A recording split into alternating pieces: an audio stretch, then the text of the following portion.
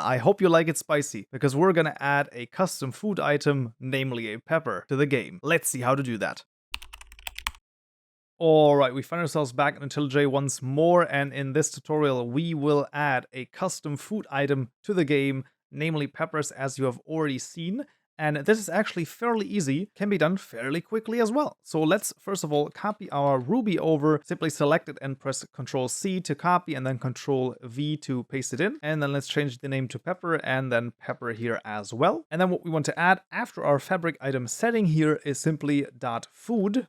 And this will take a new food component builder. So simply put in a food component builder, there you go. And we can now build our food. So for example, we can say that this is always edible. We can say that this is a meat or a snack. So a snack basically means that we can eat this very fast. We can even add a status effect in theory, but what we want to add is hunger, of course. So we will make to hunger, and then the saturation factor is going to be 0.2. And then don't forget to add the build at the very end. So let's format this a little bit nicer. So let's actually pull this up here and then the food in sort of the second one. So something like that. Right, and now our pepper is actually added already and it has the food right here. So this is going to work already. We of course still need the item model. So let's just copy over the Ruby and then call this pepper and then change this to pepper right here. Let's also not forget to add this to our enus_JSON file. So while I'm in this line, I simply press Ctrl D to duplicate it and then change this to pepper and then of course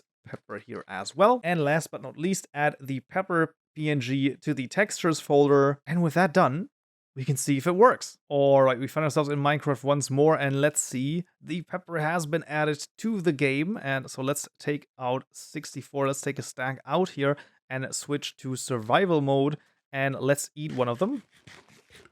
This is really, really tasty. Right, and that would already be it for this tutorial right here. I hope you found this useful and you learned something new. If you did, I would of course appreciate a like, and I will see you in the next tutorial. So, yeah.